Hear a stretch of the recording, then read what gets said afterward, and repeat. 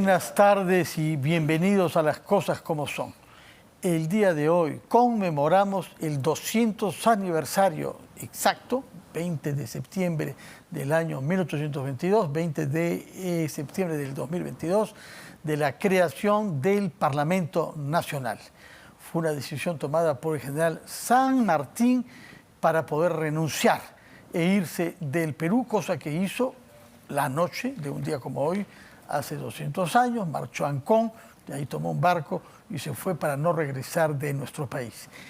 Y se dijo orgulloso de haber contribuido a crear una representación nacional. En efecto, fue una elección nacional en la que los congresistas elegidos por Lima no eran sino 8 de un total de 77. Ciudades como Cusco y como Trujillo, o regiones como La Libertad y Cusco, tenían en ese momento el doble de población que Lima. Ante este Parlamento, San Martín renunció, pero envió un mensaje a los peruanos antes de partir de nuestro territorio. Peruanos, dijo, tengo el orgullo de dejarlos con una representación nacional.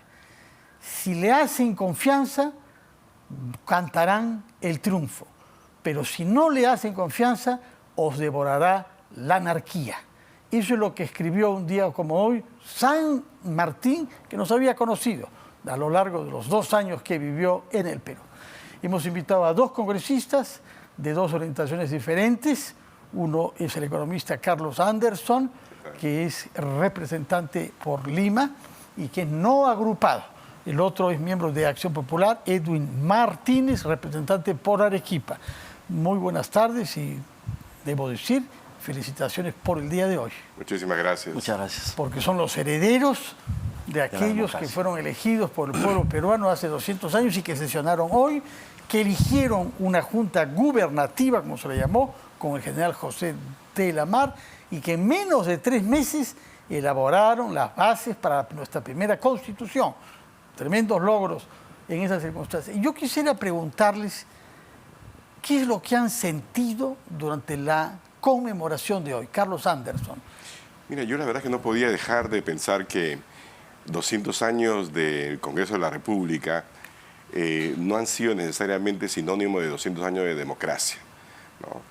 Y reflexionaba un poco que la razón detrás de eso es que todavía no llegamos a encontrarnos como país, ¿no? Somos una nación fracturada. Y el instrumento que significa el Congreso de la República, si bien ha hecho, digamos, debería ser, ¿no?, el ámbito donde nos encontramos, ¿verdad?, para ir construyendo esa nación, no siempre lo ha hecho, ¿verdad? Además también de que hemos tenido en 200 años, no muchos años de funcionamiento del Congreso, ¿verdad? Entonces, en realidad, como decía Luis Alberto Sánchez, somos un país todavía adolescente o en construcción, y yo pensaba en ¿cómo será celebrar los 300 años del Congreso de la República? Y un poco secretamente deseaba que esa celebración nos encuentre como un país verdaderamente unido, ¿no? Juntos en la unión por la felicidad de todos los peruanos, ¿no? Congresista, díganos usted, ¿qué cosa sintió en los mejores momentos de las ceremonias de hoy? Bueno, yo creo que el general San Martín lo dijo, ¿no? Si ustedes confían en el Parlamento, tendremos democracia plena. Si no confían en el Parlamento, tendremos autoritarismo, cosas por el estilo. Dentro del Parlamento, lamentablemente, parece que no hemos entendido aún que somos representantes de la nación. No somos representantes de un grupo político ni de un grupo ideológico. Representamos las necesidades, el sueño frustrado muchas veces de la población. Y es ahí donde tenemos que entender el trabajo que la población nos ha delegado para construir el futuro que está esperando el país, que es un futuro para vivir mejor, para tener buena educación, para tener buena salud, para poder gozar de todo el patrimonio que tiene el país, que lamentablemente no se revierte en el común de la población. Entonces, tenemos que hacer todo lo posible para canalizar y hacer que la democracia sea la construcción plena de una justicia social y equitativa en bien de todos los peruanos. Mientras tanto, si por coincidencia el presidente de la República se halla en Nueva York, donde ha tomado la palabra hace menos de 2 horas ante la Asamblea General de la ONU, y ha pronunciado un discurso de unos 25 minutos en donde ha abordado algunos temas internacionales, defensa de la soberanía argentina de las Islas Malvinas, por una parte, por otra parte, defensa de Palestina, de la que se dice que tiene territorios ocupados por Israel desde el año 67. Luego habló de nuestro vínculo con la República Árabe Saharaui. Nadie entiende qué interés tiene el Perú en reconocer, uno de los poquísimos países que lo hace, un país como este, apadrinado por Argelia. No sabemos qué interés tenemos de pelearnos con Marruecos y de tener una relación con Argelia cuyo interés no se ve. Y se pronunció también otra vez sobre las garantías que el Perú da a la inversión extranjera y su apego irrestricto a la democracia. Y también habló de la guerra Rusia-Ucrania. Y recordó que el Perú había condenado la invasión. Sí, cosa interesante porque, como tú sabes, en el Congreso de la República, Perú Libre ha sido pro-ruso totalmente, ¿no? Y creo que eso ha desatado las iras justamente de Vladimir Cerrón, que ha lanzado un tuit ahí donde califica justamente el discurso del presidente como pro-yanqui y pro-OTAN, ¿no? ¿Usted también comparte que de pronto Castillo se ha vuelto pro-yanqui y pro-OTAN? No, yo no lo comparto. No, comparte con Cerrón, no con Carlos Anderson. ¿Eh? No. Es más, yo creo que cuando uno sale a una reunión tan importante como es la Organización de las Naciones Unidas, uno tiene que ir a hablar temas 100% centrados en qué es lo que quiero yo para mi nación. No debe importarme Rusia, no debe importarme lo que pasa en el extranjero, sino lo que pasa aquí. Si queremos cuidar realmente nuestro patrimonio, resguardar nuestras fronteras, lo primero que tenemos que hacer es luchar contra el narcotráfico, que lamentablemente está lapidando nuestra Amazonía peruana. Están talando nuestros árboles para convertirlos en aeropuertos clandestinos para la comercialización de la droga, algo que jamás deberíamos permitir, teniendo fuerzas armadas, una Policía Nacional preparada para asumir un rol dentro de ese aspecto narcoterrorista. Pero hay que darle las herramientas necesarias. El presidente tiene que abocarse a defender lo que es la nación. Habla de inversión. ¿Cómo puede haber inversión en un país donde él claramente dice que aquí hay corrupción, que aquí hay tal situación? Para generar posibilidades de inversión, lo primero que se tiene que dar es tranquilidad social.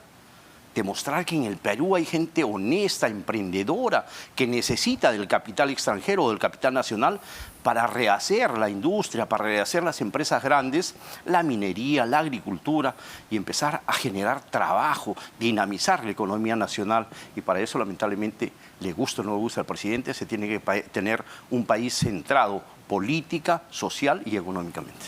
Carlos Anderson, el presidente culminó con la tesis de una propuesta de un nuevo pacto social. No conocemos bien cuál es el perfil de este nuevo pacto social, pero sin duda tiene que ver con el documento que dejó en el Congreso el viernes pasado, llamado en ese caso Un consenso por el Perú. Estamos ante la búsqueda de una nueva visión política de lineamientos diferentes a los que lo han inspirado hasta ahora.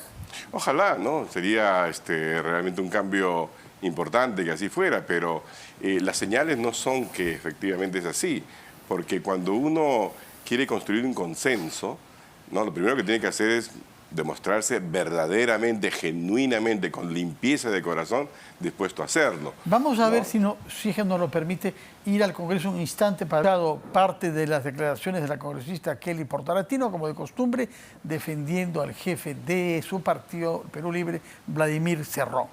Ha sostenido, como de costumbre, no es la única que lo hace, que las diligencias judiciales son persecución política y desconoce que no solamente Vladimir Cerrón está cuestionado en este caso por el uso dado al dinero pagado por nuestro sistema electoral de nuestros impuestos para financiar partidos con objetivos precisos. Está Vladimir Cerrón, está Renovación Popular por gastos que se han hecho para lo que se llama media training, entrenamiento frente a entrevistas periodísticas, y también el caso de Somos Perú por el financiamiento que se ha venido haciendo de un salario a la presidenta de este partido, la señora Lee. Quisiera regresar a lo que dijo el presidente en Nueva York, porque dio su respaldo al acuerdo de Escazú, que es este acuerdo firmado con una ciudad costarricense llamada Escazú, que tiene que ver con la protección del medio ambiente y en particular nuestra Amazonía. su opinión sobre el tema, señor Anderson. Yo creo que en ese tema todavía necesitamos crear un nivel de consenso. Hay diferencias todavía muy grandes, hay pasiones muy grandes en torno a algo que no debería causar mayor diferencia, porque nosotros tenemos que proteger, por supuesto, nuestra Amazonía. Tenemos ya mecanismos, por supuesto, también de información, porque tengo entendido que tiene mucho que ver con el tema de despliegue de información y seguimiento y cosas por el estilo, pero personalmente creo que no nos haría daño, ¿no?, suscribirlo. El tema es que para todo lo que tenga que ver con cuestiones que de alguna forma, no sé si directo o indirectamente, comprometen nuestra soberanía, lo mejor que se puede hacer es crear el nivel de consenso para evitar suspicacias, ¿no? Señor Martínez. Bueno, yo soy de aquellos que no consideran positiva para el país la intromisión así sean ONGs de afuera, ¿no? O sea, creo que nosotros tenemos la ¿Cómo de afuera? Si son de acá, sí. Hay gente que defiende a nuestros dirigentes indígenas, nativos, que se hacen asesinar nunca hay nadie castigado por eso. Explico algo. Hemos tenido la semana pasada, esta semana, una reunión con comunidades nativas, campesinas del Amazonas, en los cuales hay organizaciones, hay ONGs que hablan de depredación de la flora, de la fauna, en todo ese sector, pero no hablan de la tala, por ejemplo, de todos los árboles que hay para la madera, ¿no?, las madereras que se llevan para afuera, o no hablan de la tala de los árboles para construir los aeropuertos clandestinos, o no hablan de las siembras que no son siembras legales, pero sí contradicen a un cafetero, un cafetalero que quiere sembrar café en una zona que ya ha sido productiva y no les quieren dar la formalización de sus tierras por la protección a la Amazonía Nacional. Ya eso no es protección a la Amazonía Nacional, es solamente darles... ¿Pero qué tienen que ver las ONGs con eso, que no pueden dar protección a nadie, que no pueden decir nada sobre el uso de las tierras? No. Felizmente que hay gente comprometida que hace un seguimiento desde la sociedad civil. Esperemos que con objetividad y sin responder a intereses. Hay de todo. Le vuelvo a repetir. Sí. Aquí lo que se trata es de formalizar tierras en producción. Sí. No de seguir talando árboles para aumentar la producción, porque también hay que proteger la Amazonía, ¿no es cierto? Pero aquí hay muchas ONGs, y lo vuelvo a repetir, se trata de defender intereses o entregar nuestras tierras para que sean otros los que prácticamente vayan a administrar el tema de nuestras tierras, ¿no? Veo que no, ese punto por eso decía yo que es importante crear consenso. Para crear consenso se necesita información, se necesita un poco de debate informado, ¿no? Y yo lo que veo es que hay muchísima desinformación. Efectivamente, los ONG no tienen nada que ver con el tema, digamos, de dar permisos para lo que son las zonas económicas, digamos, productivas o no en la Amazonía, ¿no?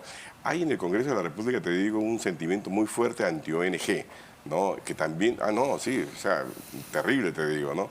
Evidentemente hay ONGs que persiguen, pues, objetivos muy egoístas, ¿no? De ellos, ¿verdad?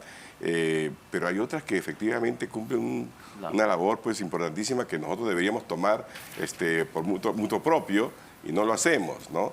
Y efectivamente, el hecho de que en la Amazonía, por ejemplo, maten una y otra vez a defensores, lo vemos en las noticias como lo hemos normalizado, no pasa nada, nadie es culpable, no hay responsables ni nada por el estilo. Y efectivamente se está, creo yo, atentando, digamos, contra el futuro del mundo, ¿no? La Amazonía es el pulmón del mundo. Permítanos, por favor, ir a una pausa, después de la cual yo quisiera abordar con ustedes dos temas. Uno que es estrictamente parlamentario, que tiene que ver con la moción de censura al ministro del Interior, Willy Huerta. Algunas referencias hizo el presidente de Nueva York a la actitud que tiene el Congreso frente al Ejecutivo, pero aquí estamos ante lo que ustedes consideran parece un deber, censurar a un ministro que ha dado muestras de que no ha comprendido cuál es su deber y se ha subordinado más bien a los intereses de su jefe, el señor Castillo. Y quiero que nos me digan una palabra sobre cómo están percibiendo las elecciones municipales. Se han visto ideas y se han visto candidatos regionales y municipales en Arequipa, en Lima eventualmente, que saben qué es lo que necesitan nuestras ciudades y nuestras regiones. Retomamos nuestra conversación con Carlos Anderson y Edwin Martínez después de una breve pausa.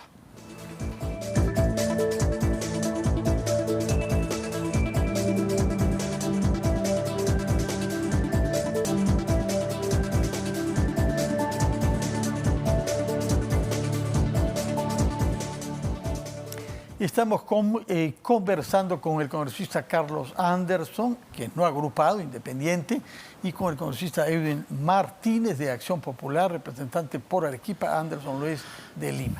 Y había dejado planteada la pregunta respecto de la censura eventual en curso al ministro del Interior, Willy Huerta, que el presidente de la República presenta como un acto de hostilidad que no tendría justificación. ¿Por qué a usted le parece necesario censurar al señor Huerta, al que han escuchado ustedes en el Congreso, porque fue interpelado? Mira, muy sencillo. Un ministro de Estado tiene que, primero que nada, tener claro cuál es su papel. Y su papel no es de secretario del presidente, ni tampoco puede ser un agente funcional de los deseos del presidente. El presidente dejó claro que su gran enemigo es el señor Colchado, el coronel Colchado. Y la verdad es que lo que ha hecho el ministro ha sido instrumentalizar y hacer todo lo que esté a su alcance, ¿no?, ya sea directa o indirectamente, para que el señor Javier Colchado no pueda hacer su trabajo, que es básicamente perseguir la justicia, ¿no? Hacer que se cumplan las cosas. Entonces, eso para comenzar, ¿no? En segundo lugar, creo yo también el hecho de que al anterior ministro, al Mariano González, lo sacaron supuestamente porque no tenía un plan, ¿no es cierto? A no le han pedido plan, ¿no? Y lo que uno ve, por ejemplo, en realidad en todo el país es que las ciudades están tomadas por el sicariato, está tomada por delincuentes de todo tipo. Nadie puede hacer ningún tipo de actividad económica porque salen de inmediato estas personas, estos delincuentes. Y el ministro, la verdad es que, ¿qué ha hecho en ese sentido? ¿Qué hace? ¿Cuándo es que realmente trabaja en esa dirección? No, pero si se trata de algo que el presidente necesita para hostigar al señor Colchado, pues ahí está, ¿no? Entonces, la verdad es que el presidente se equivoca nuevamente, cree que es rey y cree que sus deseos son órdenes y que por lo tanto funcionarios a su alrededor tienen que actuar en ese sentido. O sea, usted está claro, hay que censurarlo. Totalmente. Señor Martínez, a usted lo veo un poco más reticente, ¿eh? Sí, sí. ¿Por qué? ¿Por qué tiene reticencia? Míreme, hemos tenido ministros de Energía y Minas, de Vivienda, de Transporte, que han sido sumamente cuestionados, pero no ha habido esa rapidez para formalizar su interpelación y luego su censura.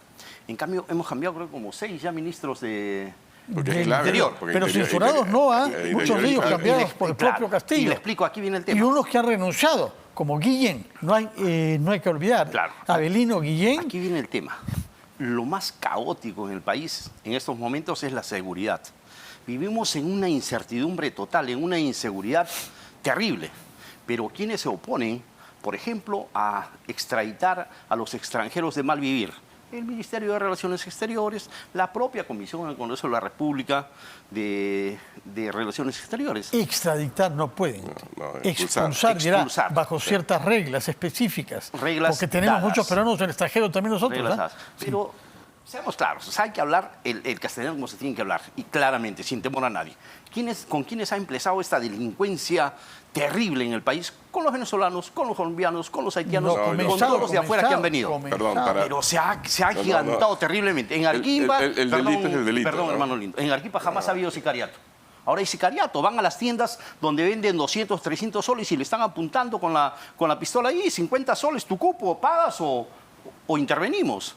Así no puede haber trabajo, no puede haber negocio. ¿Y usted si no cree que este ministro Huerta nos da garantías de que está encima del tema, que tiene un plan, que es independiente, que nombra a sus mejores hombres?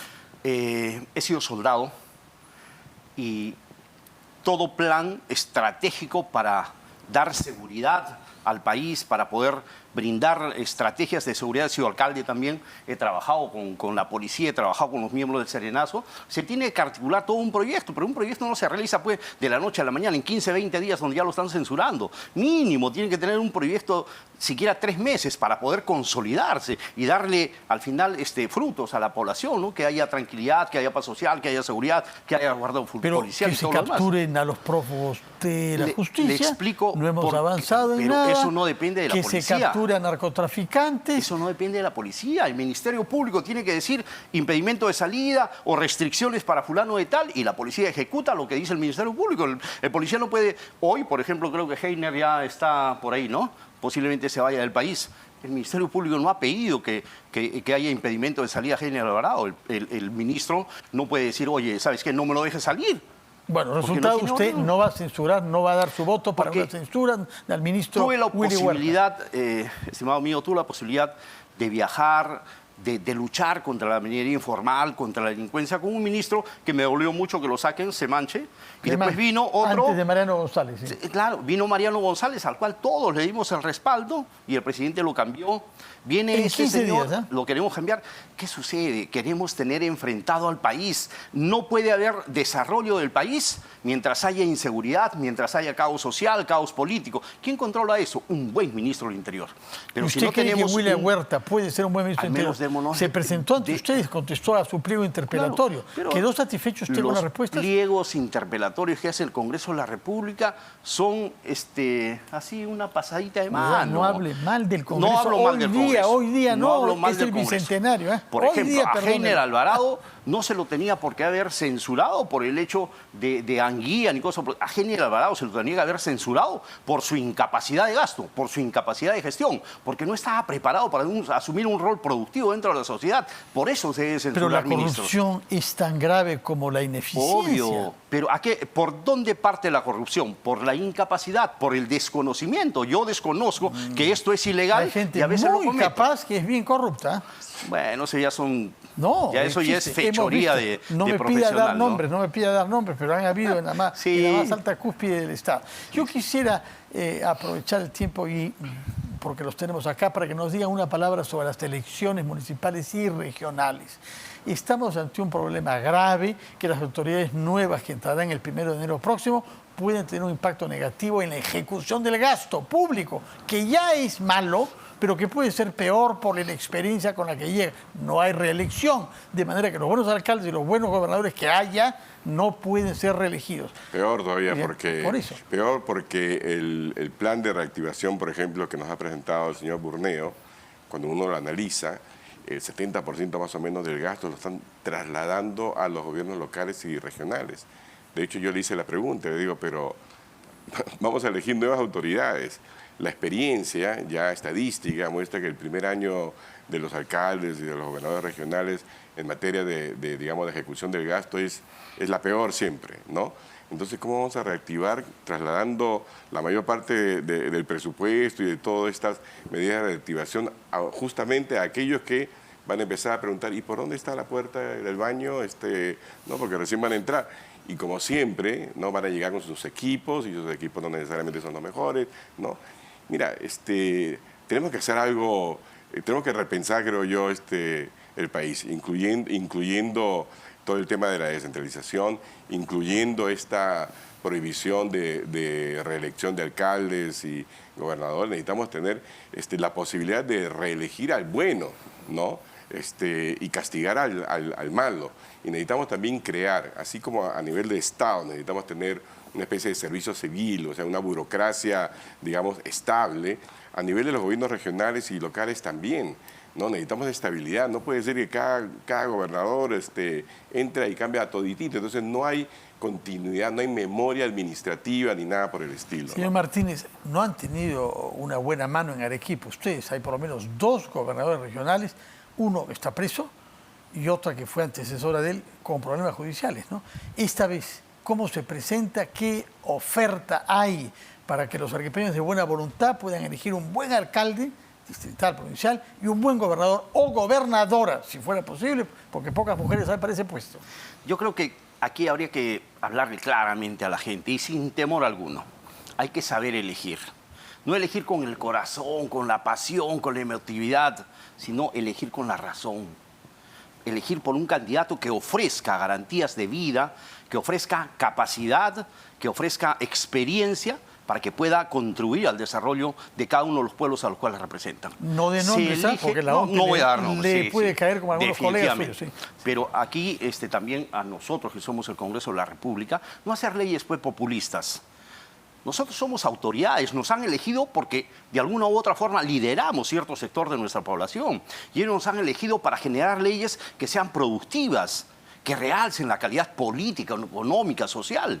Pero de pronto el pueblo dice, reelección es corrupción. Y los congresistas nos agachamos, nos sometemos. Perfecto, reelección es corrupción. Ya no hay reelección. Totalmente inconcebible. Porque ¿quién reelige? El pueblo. Si es que ese alcalde, ese gobernador, ese congresista no sirve, no lo reelijo, no voto por él. Pero hay corruptos que se han hecho reelegir, Hay incluso muchos varias corruptos, veces. definitivamente. Pero para que haya consecuencia en la obra pública, tiene que haber experiencia de trabajo. Bueno, veo que sobre y lo ese peor punto de están todo, de acuerdo el temor de que el 1 de enero se registre una caída de la inversión por la necesidad de una cierta experiencia de los que lleguen al puesto, salvo los que han sido en anteriores gestiones. todos están devolviendo plata.